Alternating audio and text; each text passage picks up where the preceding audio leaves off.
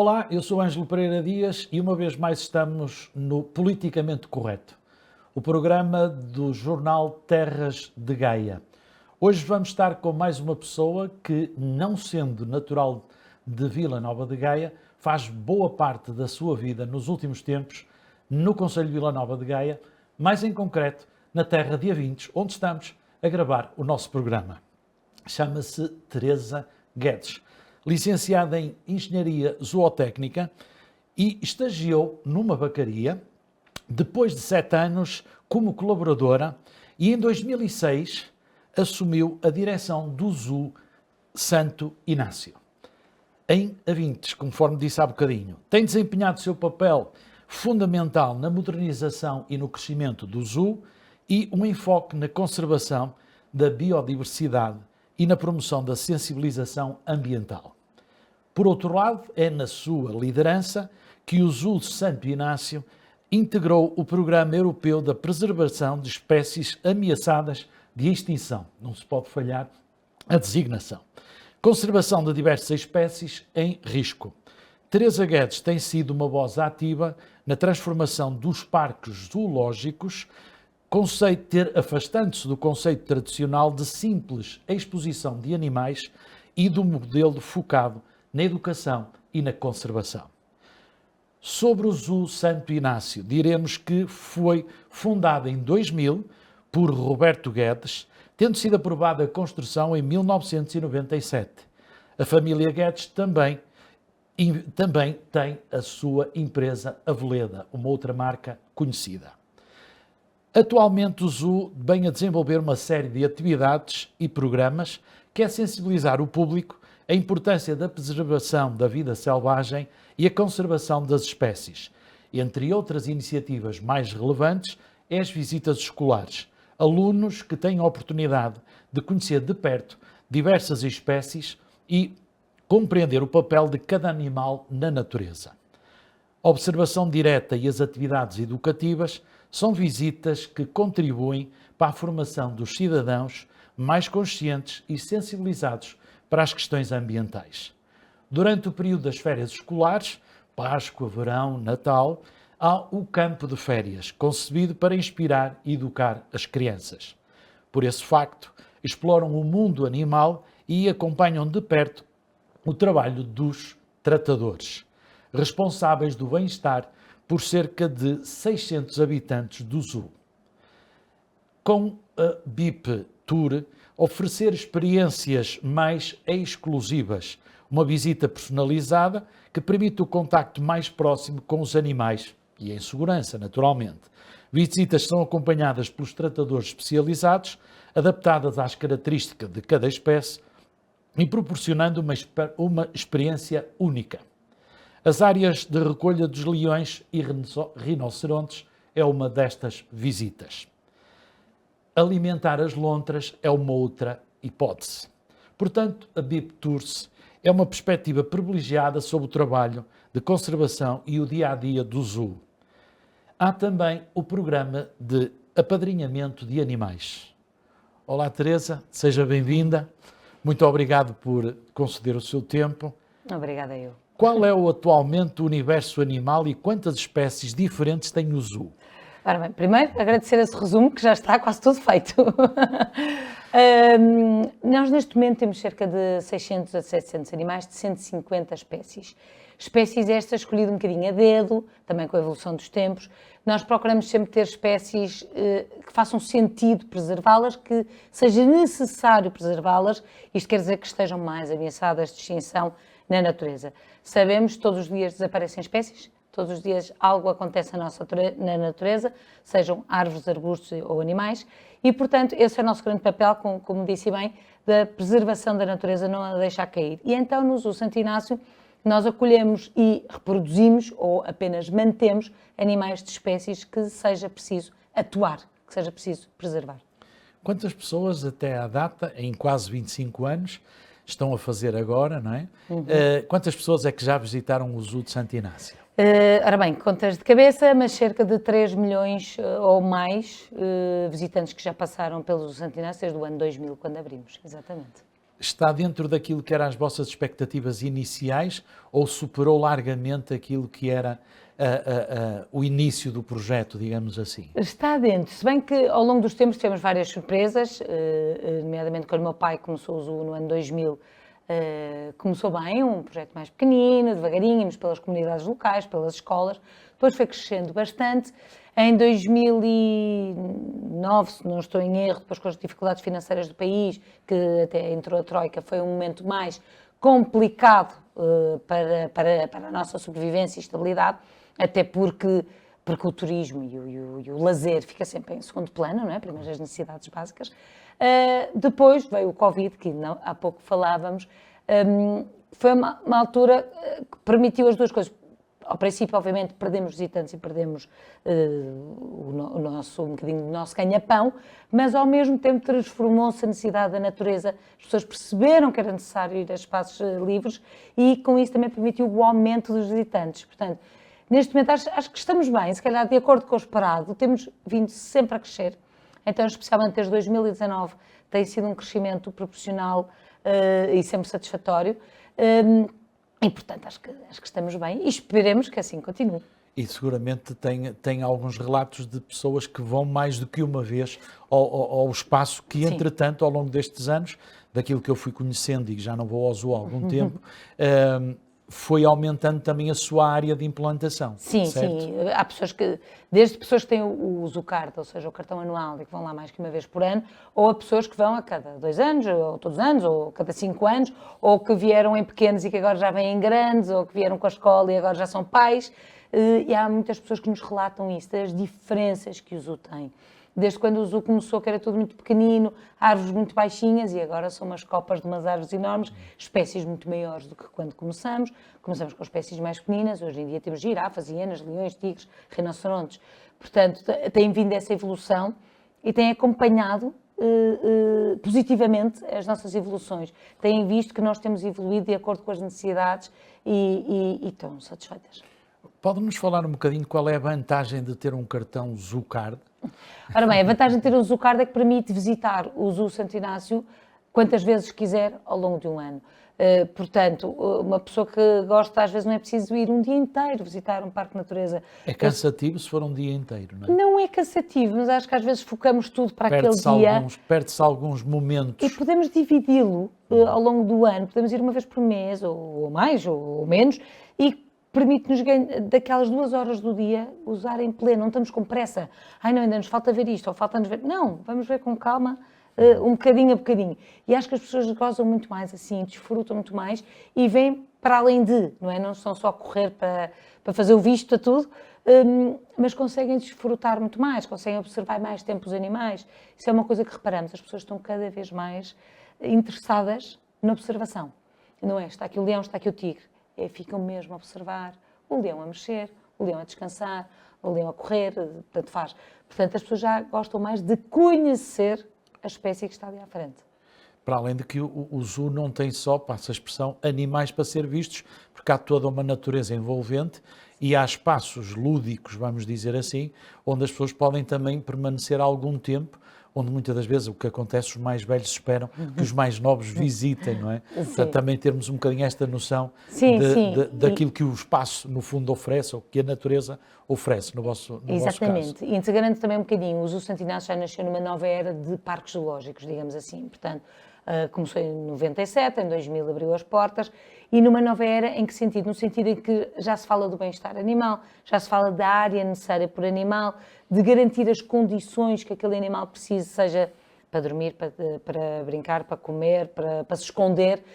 Portanto, o Zoo Santo Inácio é muito caracterizado por ter espaços muito amplos, que permite que os animais exibam os seus comportamentos naturais, como se estivessem no seu local de origem. E então, por isso, também permite às pessoas observarem exatamente quem são estes animais. Antigamente, e eu uso muito esta expressão, os parques zoológicos já não são um museu de animais, em que está aqui o tigre, está aqui o urso, já não é aquela palavra tão pesada de cativeiro, de cativeiro e de jaula. Isso já não existe. São palavras que já não existem, porque era assim, culturalmente, nós não achávamos estranho, era o que conhecíamos, era a nossa realidade. Fomos evoluindo. Fomos evoluindo e fomos percebendo que os animais precisam de mais e para as espécies se manterem, precisamos de lhes dar as condições que eles precisam para se desenvolver em pleno, com as suas qualidades. E, portanto, nós no Zoo Santo Inácio, que começou no ano 2000, oferecemos todo esse espaço aos animais. Nós temos uma savana com 3 hectares, temos os nossos leões asiáticos que estão num espaço com mais de 600 metros quadrados, portanto, Estão num habitat natural, digamos. Estão num habitat natural, e proporcionamos também sombras, sol, água, tudo depende das características da espécie que temos à nossa frente. O que permite, acima de tudo, que os visitantes percebam quem é o animal. Porque não me basta olhar para o leão para perceber quem é o leão, mas eu tenho que perceber como é que é o dia-a-dia dele e como é que ele vive, para eu conhecer a espécie, para perceber as suas necessidades, para perceber o que é que ele precisa. E ao mesmo tempo, e como falava, o zoo não tem apenas animais, mas todo um zoo repleto, todo um espaço repleto de natureza, árvores, flores, arbustos, cantos de sombra, cantos de descanso, que permite às pessoas passarem o dia todo, que desfrutem da natureza, que conheçam a natureza, que apreciem a natureza e que saibam dar valor, porque acho que se perdeu muito e ultimamente tem-se ganho imenso. Acho que aqui há uma grande diferença, as pessoas já gostam de estar na natureza, gostam de apreciar, gostam de ver, satisfazem-se a ver a natureza acontecer.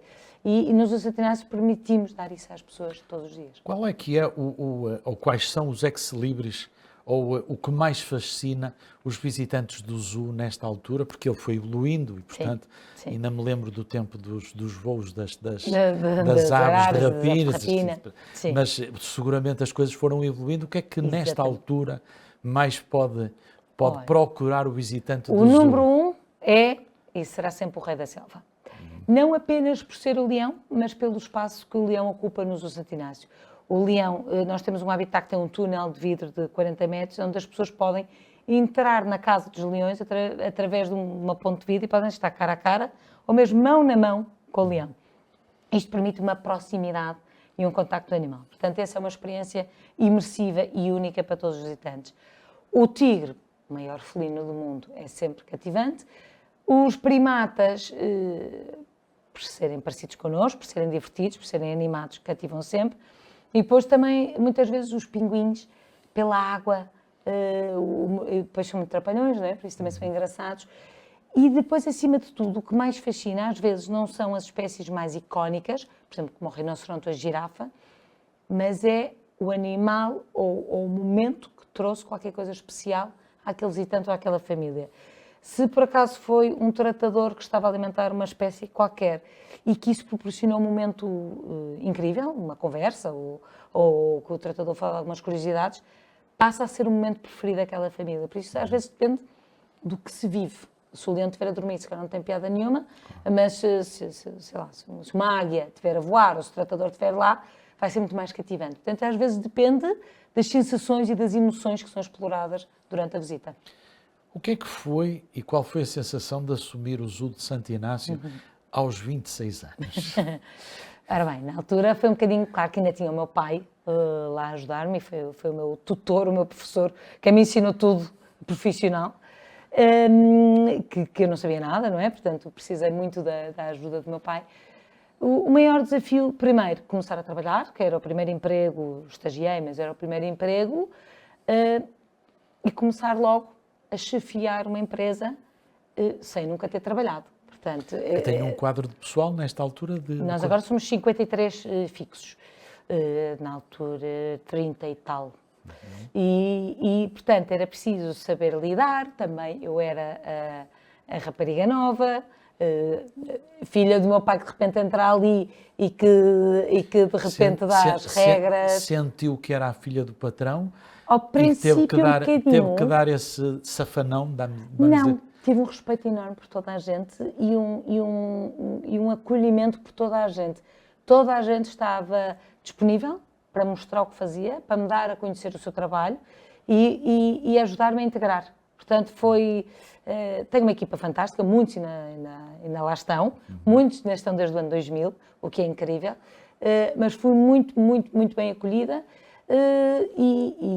Mas claro, tive que aprender tudo muito rápido, também a observação faz muito bem. E de repente, pronto, primeiro trabalho, muito novinha, de repente a ter que decidir, e eu nem sabia como decidir, mas tudo se aprende e também com os bons mestres, lá vamos. E o que é que a motivou pessoalmente a seguir o caminho da conservação animal e a aceitar este desafio de liderar o zoo? Olha, primeiro, quando o meu pai começou a construir o zoo, comecei a ficar com o bichinho, eu sempre tive o bicho pela natureza, já havia ali qualquer coisa. A opção académica teve a ver com isto? Já teve um bocadinho a ver, já. Eu sabia que queria ir para a natureza, sabia que não queria dar aulas, mas não sabia muito bem o que é que existia. E pronto, na altura não sabia tanto sobre os cursos, não existia Googles, não existia nada. E sabia que queria ir para a natureza, mas queria mais terreno, queria estar ali mais na terra, sentir, ver, tocar. Mas sabia que não queria ser veterinária. Daí 7 anos numa vacaria. Não, eu tive um ano na vacaria. Foi na vacaria da Aveleda, que na altura a Aveleda produzia queijo e tínhamos uma vacaria. Em Penafiel. Em Penafiel. E aí teve na vacaria e adorei a experiência, adorei. E depois, eu adoro espécies, também toda a vida, nós sempre que viajávamos íamos ver um zoo, via bastantes vezes aqueles programas da vida selvagem, sempre me fascinou a vida selvagem. E depois, ao entrar no zoo, comecei a perceber que o grande ponto que era preciso trabalhar era mesmo a conservação, a preservação das espécies, não o mostruário de animais. Isso não é suficiente. Temos que educar, temos que fazer com que isto vá para a frente. E depois, desde logo de cedo, comecei a ter funções no ramo da educação e da conservação, e depois também através da Associação Portuguesa dos Zoos e Aquários, começamos a precisar ter um papel mais ativo de mostrar à população portuguesa a necessidade dos parques zoológicos, o que é que fazemos. E eu acho que foi crescendo este bichinho. Eu não sabia muito bem o que é que eu queria, mas foi crescendo e cada vez fui gostando mais. E hoje em dia não tenho qualquer dúvida que é isto, o meu papel é este. O meu papel não é apenas, muito entre aspas, trazer visitantes para o zoo, mas é fazer com que cada visitante do zoo saia com uma mensagem de necessidade de preservar no seu dia-a-dia, no seu trabalho, na escola, em casa, saber que precisa de preservar o meio ambiente que está ameaçado. Portanto, essa é a mensagem subliminar que não está escrita em lado nenhum, que a Teresa gostava que cada visitante levasse no momento em que sai do zoo? Era essa, da preservação? Era. E cada vez sinto mais que as pessoas levam essa mensagem. Está a ser cada vez mais evidente. Sente que essa mensagem acolhe melhor nos mais jovens ou nas idades mais avançadas, ou nas idades mais avançadas por causa da tal situação, conforme acho-lhe piada à expressão das prateleiras, da exposição dos animais, sente que isso ainda pode ser aqui um bocadinho Olha, eu acho que difícil. As mais jovens compreendem melhor. São assuntos falados nas escolas, são assuntos do dia-a-dia, estamos a falar das alterações climáticas, sustentabilidade, portanto isto já são temas que entram pela vida dos mais jovens. Para esses é evidente que um parque zoológico tem que ser assim. Para as pessoas mais velhas, acho que é nós ainda temos muita gente que entra no zoo, ou que fala connosco, reticente. Mas eu não gosto de zoos, mas tem os animais ali todos presos. E de repente, quando falamos ou quando mostramos, acima de tudo mostrar, que acho que é o melhor, muitos mudam de opinião. Afinal, é isto que se faz hoje em dia. Ainda bem, não tinha noção. Eu acho que temos de trabalhar os mais velhos, mas temos que atrair os mais novos, não é? Porque claro, eles é que também vão continuar o nosso papel, não é? Claro. Mas os mais jovens temos que mostrar muito, porque eles têm que acreditar naquilo que vem, têm que gostar daquilo que vem. São mais exigentes, os mais jovens hoje em dia, e acho que estamos a conseguir ir, através deles, chegar aos mais velhos. Criar uma massa crítica que seja o futuro, no fundo. Sim, sem dúvida. Qual foi a história ou o momento mais marcante que a Teresa já teve em todo este percurso dentro do zoo?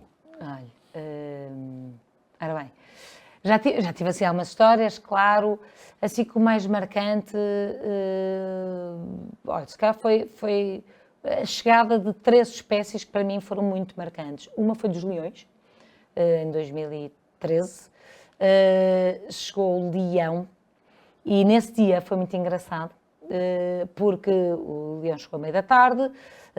Quando um animal chega, fica nas recolhas, que é as casas dos animais, para se habituar e para nós também os vermos. E nesse dia foi muito engraçado que todos os animais do zoo, que ao fim da tarde fazem imenso barulho e mexem-se, que é normal, nesse dia ninguém falou, piou, ninguém. E foi assim uma coisa mesmo estranha. E nós começamos a pensar, que sinal é que é isto? E, efetivamente, o rei chegou. Era o rei, o rei chegou, eles todos com respeito. O rei da selva tinha chegado. E depois teve muita piada, que as pessoas aqui da Vintes começamos a receber telefonemas e telefonemas. Toda a gente, ai, digam-nos, vocês têm um leão, não têm? É que nós estamos a ouvir à noite e estamos em pânico que esteja um leão aqui no meio da rua. Nós, não, somos nós, temos aqui o leão, está aqui, não se preocupem, está tudo bem. E depois, 2 outros momentos, talvez a chegada dos rinocerontes e a chegada das girafas. São animais muito grandes, um pelo peso, o outro pela altura. A girafa, acima de tudo, é um animal muito sensível, mas com um porte, uma imponência, uma postura tão grande que marcou-me imenso. É porque é um animal muito sensível, parece muito, muito delicado, mas depois é enorme, não é? Portanto, faz ali uma mistura e acho que esses foram assim os momentos mais, talvez assim os mais marcantes, ou que eu senti pelo menos que o zoo estava a mudar. Era o clique. São vários cliques aqui para o crescimento. Era mais um salto qualitativo. Era, exatamente. Qual o papel dos zoológicos na sociedade moderna e qual, no fundo, é a visão do Zoo Santo Inácio relativamente a este contexto? E já agora eu gostava de fazer uma pergunta que é um bocadinho provocadora. O que é que diferencia o Zoo de Santo Inácio de todos os outros zoológicos? Porque não há 2 zoos iguais, exatamente. Não é? Não há 2 zoos iguais, ainda bem que não há, e acima de tudo, e eu defendo muito isto, e cada vez mais, que todos somos complementares e que precisamos uns dos outros, acima de tudo para fazer massa crítica e para fazermos fortalecer o nosso papel, que ainda ao início da pergunta, que o nosso papel é exatamente educar a população para a preservação, é ensinar, é fazer com que os visitantes, e às vezes não precisam ser só visitantes, basta serem seguidores ou conhecedores, que nos ajudem a preservar a natureza. E acho que aí, onde nós nos distinguimos um bocadinho, talvez pelo conceito do nosso zoo. Cada zoo é um zoo, como disse, uns são mais de cidade, outros mais de campo, uns mais safari. Nós, talvez, pela natureza envolvente. O nosso zoo foi criado com o objetivo de provocar também a flora, não apenas os animais, mas ter muita natureza envolvente e as pessoas sentem isso e valorizam isso.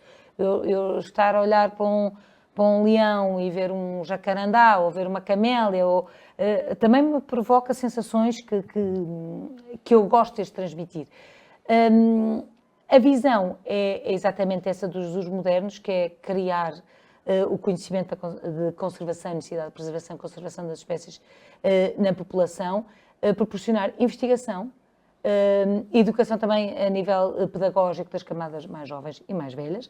Nunca é tarde para aprendermos e estamos sempre a tempo.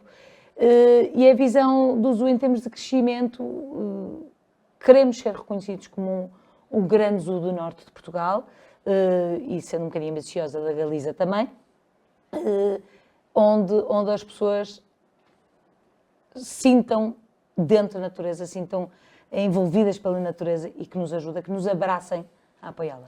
Falou há um bocadinho da questão académica e eu gostava de lhe perguntar se alguma vez tiveram alguém que, por questões académicas, quisessem conhecer e trabalhar, eventualmente até no zoo, para teses de doutoramentos ou de mestrados ou de outra coisa qualquer, mas que em termos académicos, digamos, o Zoo de Santo Inácio fosse ou foi uma referência para este estudo e para este conhecimento? Temos e temos cada vez mais doutoramentos, universidades e depois também escolas profissionais e depois também estágios curriculares. Por exemplo, neste momento estamos a ter um estágio bastante interessante de análise das espécies autóctones, portanto as espécies nativas da zona, que estão no Zoo Santo Inácio, ou seja, não são os nossos animais lá, mas a garça, a cegonha, a vaca loura, que animais é que habitam na zona do Zoo de Santo Inácio, para dar a conhecer às pessoas, e isso cá até aqui da Vintes, que muita gente não sabe, que animais é que estão aqui ao nosso lado, e está a fazer um estudo interessantíssimo, com análise mesmo do comportamento dos animais, de noite, de dia, o que é que comem, onde é que vão, para conhecermos as espécies que nos rodeiam, porque às vezes falta-nos esta informação. E estes estágios e trabalhos académicos são fundamentais. Nós precisamos de muita investigação, precisamos de muito estudo, precisamos de muita fomentação para percebermos com o que é que estamos a lidar. E, por exemplo, das espécies selvagens que temos no zoo, muitas delas têm pouquíssimos estudos, pouco se sabe. Portanto, observação, recolha de dados, parte científica é fundamental. É um desafio para um zoo que eu consiga ver animais que eu atribuo a um determinado polo, por exemplo, e ver outros que eu atribuo, por exemplo, a uma determinada zona geográfica de uma savana, uma coisa do género. Isto dentro de um microclima que tem que ser criado num espaço como este, com a área que há bocado a Teresa, é um desafio isto ou é inevitável que seja assim? Não, é muito mais simples do que parece, porque isto nós não funcionamos sozinhos, nós funcionamos em rede, nós funcionamos como a Associação Europeia dos Aquários. Todos os animais que estão no Zoo Santo Inácio já nasceram na Europa. Nós não vamos buscá-los às savanas, nós não vamos buscá-los aos polos ou às selvas. Portanto, isto é um trabalho em rede. É como se os animais não são nossos, os animais são de uma comunidade e que vamos partilhando e trocando animais entre todos, de modo a favorecer a linhagem genética pura de cada espécie. Portanto, há um coordenador, há uma pessoa e um grupo de pessoas que trabalham em parques zoológicos que sabem exatamente quem é o pai, o filho, o irmão, o tio de um indivíduo. E que, consoante isto, nos vão dizendo, agora vocês, por exemplo, agora uma das nossas tigre fêmea vai para um zoo em França, o Zoo Thoiry. Ele foi escolhido a dedo. Porquê? Porque ele tem interesse genético para ir reproduzir com o macho que lá está. Vai formar uma nova linhagem genética, portanto, o apuramento da espécie. Por isso, estes animais todos já nasceram na Europa, já nasceram em zoos com climas semelhantes. Claro que não podemos comparar o nosso clima com o da Suécia, mas depois há adaptações. E com isto também já há imensos estudos e guidelines que nos dizem que necessidades cada animal tem para sobreviver nos nossos climas e nos nossos países. Portanto, por exemplo, nós temos pinguins, que toda a gente acha estranhíssimo, mas os nossos pinguins, por exemplo, já são de climas temperados, já são do Chile e da Argentina. Não temos que dar gelo nem características frias, mas, por exemplo, se tivéssemos um pinguim dessa zona, seríamos obrigados a criar condições idênticas às da natureza. Portanto, isto tudo já é muito trabalhado em conjunto, em comunidade, para que tudo se dê bem. Essa é a tal associação que eu há bocadinho mencionei, Europeia, a Associação Europeia, portanto, dos Programas Europeus de Preservação de Espécies que é assim e Ameaças de Extinção. Portanto, vocês, no fundo, colaboram uns entre os outros para que não haja, e no fundo é essa a fórmula que se tem para que a espécie não se extingue. Não? Exatamente, nós somos detentores e cuidadores daqueles animais durante aquele período de tempo, para permitir que se continue a reproduzir, que se mantenha esta espécie, mas a qualquer momento o coordenador pode dizer agora eu preciso que envie um macho de pinguim para não sei onde.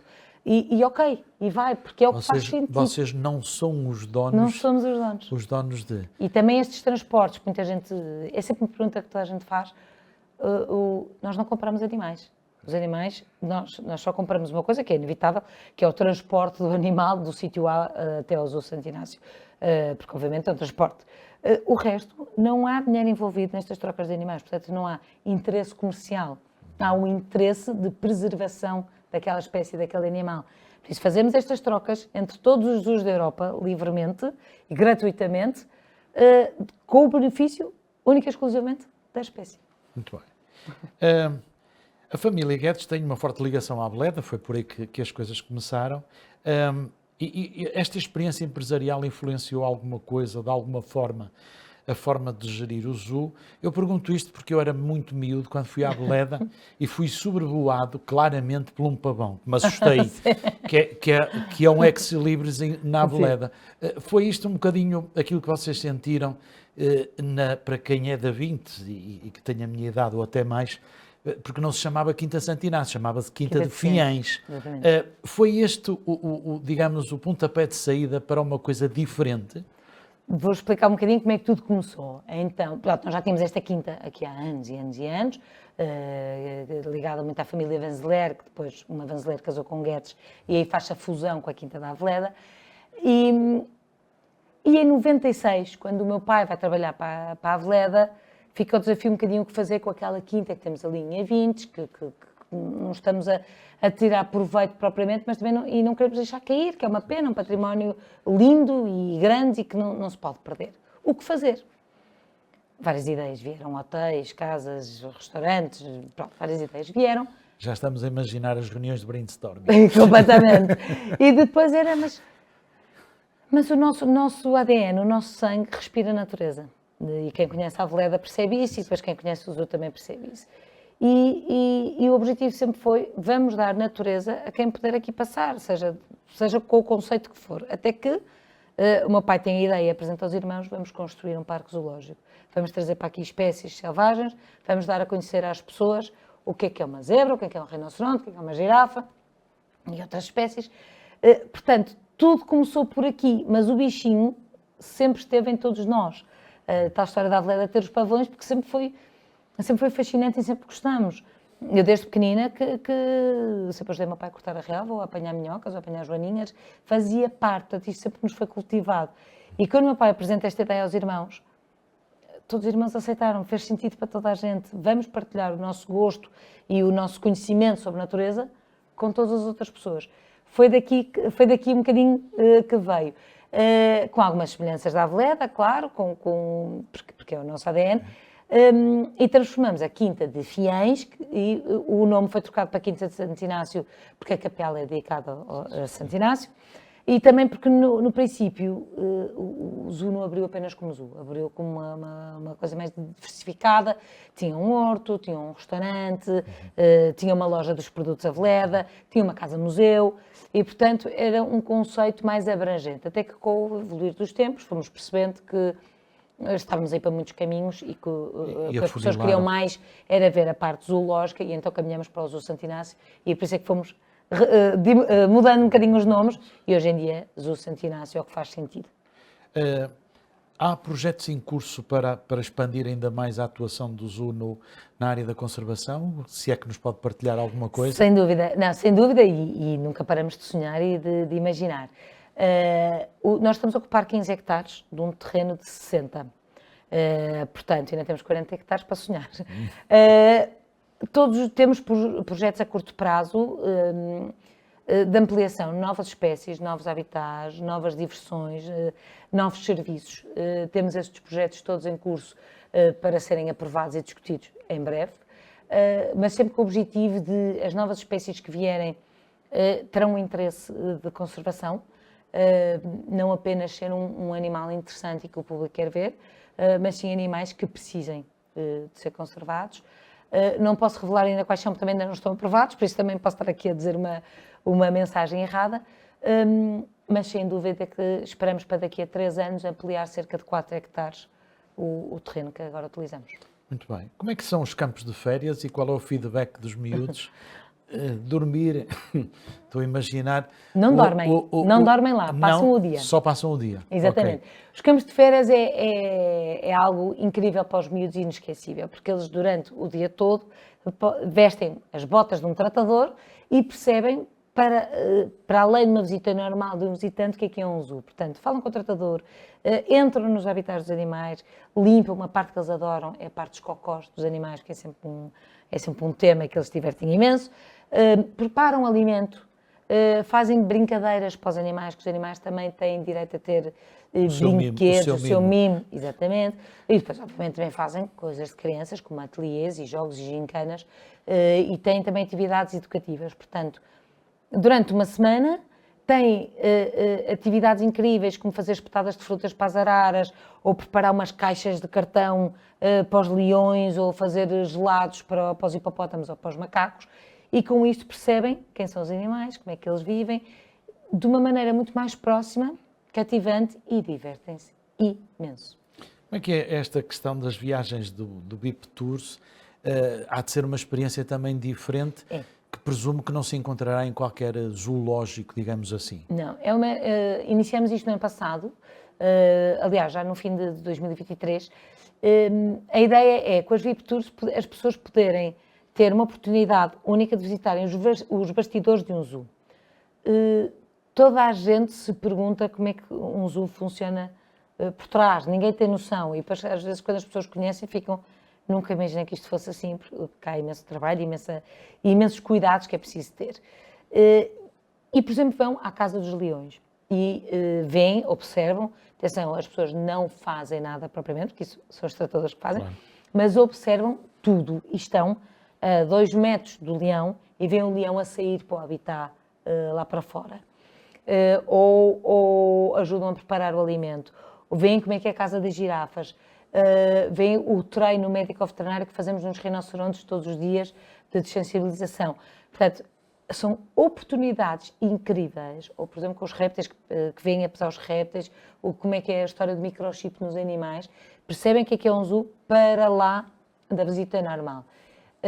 São visitas muito exclusivas, portanto umas são de 2 pessoas, outras de 5, e que exigem alguns cuidados e bastante atenção, mas são muito interessantes, as pessoas estão a gostar imenso, estamos a ter uma adesão enorme, porque é uma experiência única. É uma coisa diferente, não é? Completamente diferente. Há de marcar seguramente aquele dia na vida das pessoas por verem o zoo de uma outra forma. De outra forma, exatamente.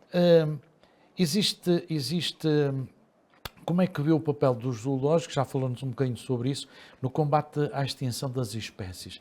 Vamos ganhar essa batalha ou definitivamente vai haver aqui algumas espécies que provavelmente, e à semelhança da história humana que tem muitos milhões de anos, vamos perder aqui algumas espécies? Não tenho dúvida que algumas espécies vamos perder e que não vamos Pelas conseguir. alterações climáticas ou poderão ser outros os fatores? São muitos os fatores. Uma coisa eu tenho a certeza é que sem parques zoológicos vão extinguir-se muito mais rápido. Portanto, sem o trabalho de estudo, de investigação, de acolhimento, de observação e de reprodução que os parques zoológicos fazem, é um tirinho para o desaparecimento.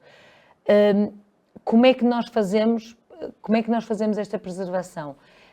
Para além desta troca de animais que fazemos entre todos, e não é só troca de animais, é partilha de informação que fazemos entre todos, é constante os e-mails, os telefonemas que existem, como é que vocês fazem com isto, que dados é que obtêm deste animal, para todos aprendermos a fazer melhor. Portanto, a partir do momento que os parques zoológicos têm investigação, portanto, estudo, recolha de dados, de informação de anos e anos e anos de história, tem a parte de educação. Sem os parques zoológicos é difícil chegar às crianças ou à comunidade local sobre a necessidade da preservação das espécies. Também existem as reservas, também existem atividades de educação ambiental, mas se as pessoas não virem os animais, nunca os vão preservar. Se não estiver ao lado da vaca loura, que estamos a falar de um invertebrado, que não tem tanta piada, mas se eu não a vir e perceber a necessidade dela, eu não vou preservar. A história das abelhas. Agora, finalmente, consegue-se falar das abelhas. Toda a gente matava abelhas porque picam e que fazem bzzz e que nos chateiam. Sem abelhas, 70% dos nossos cereais não vão existir, nós não vamos ter comida. Uma coisa impressionante que a Expo de Dubai não havia pavilhão nenhum que eu visitasse que não tivesse uma referência à questão da abelha. Que são os polinizadores, que sem polinizadores nós não vivemos. Portanto, nós temos que perceber que cada animal tem um papel na natureza, que nós dependemos. Uns animais que às vezes não ligamos nada, mas que são essenciais. A minhoca areja os solos, que permite a passagem de nutrientes para as árvores crescerem, para termos maçã, laranja, cereais. Portanto, nós dependemos dos animais. A máquina está mais ou menos bem... A máquina está muito bem montada. Às vezes nós andamos ali a desafiná-la, não é? Nós temos que perceber que nós estamos a destruir a natureza, não é? A ação do homem, sem dúvida alguma, não é? Alterações climáticas sempre existiram, mas estas alterações estão a ser muito mais rápidas do que as anteriores. Há muito mais poluição, nós esgotamos recursos naturais com uma velocidade enorme, o consumo excessivo que fazemos, desflorestação, os incêndios, estamos a ter um inverno de 3 meses de chuva e secas no verão como nunca tivemos. Portanto, isto está a acontecer nas nossas mãos e nós estamos a deixar. Portanto, nós também é que temos que as travar, não é? Portanto, e isto só se trava se for falado, se for partilhado. Portanto, aqui os parques zoológicos têm um papel muito grande para ajudar e para ensinar as pessoas a preservar e a conservar. No plano da modernização das instalações e das novas tecnologias, não resisto a perguntar-lhe se a IA, portanto a inteligência artificial, já entrou no zoo de Santo Inácio ou ainda está à porta. Ainda está à porta, ainda está ali um bocadinho à Mas porta. acredita que isso pode ser uma ferramenta? Poderá ser. Eu acho que é um assunto que ainda está um bocadinho desconhecido na nossa área e que cada vez mais estamos curiosos um bocadinho para perceber como trabalhar com a IA neste campo. Mas sem dúvida que será inevitável, não é? Ela já chegou, está aí e vamos ter todos que a usar. Agora, de que forma exatamente, ainda não sabemos. O nosso tempo voou, mas não gostava de terminar, para além de agradecer a disponibilidade. Qual é ainda o maior sonho que falta concretizar? Já não digo ao Zoo, mas à Teresa Guedes. Ora bem. Sonho. Gostava muito de ver uma ampliação grande do zoo. Gostava mesmo, com espécies icónicas a todos os níveis. Eu tenho algumas dreaming species na minha lista que gostava de as ver no zoo. Gostava de ver elefantes, gostava de ver orangotangos, gostava de ver preguiças, gostava de ver assim alguns crocodilos também. Portanto, gostava de ver isso acontecer. E eu, enquanto Teresa, gostava que os meus filhos levassem também algum deste legado e que aprendam alguma coisa com a mãe deles e com o avô deles na preservação e que saibam também comunicar aos seus amigos e filhos e netos e o que for, que saibam levar este legado que me foi passado. Digo sempre, foi uma bênção nascer nesta família e ter acesso a uma natureza tão bonita e tão incrível. E espero que os meus filhos também saibam agradecer isso e levar isso para a frente. Muito obrigado. Obrigada eu. Teresa, obrigado pela atenção. Assim, telespectador, terminamos assim mais um Politicamente Correto e falta-me só desejar-lhe que continue a visitar as terras de Gaia, de um concelho que é fantástico e que vale a pena ser visitado, e fique bem. Bem-aja.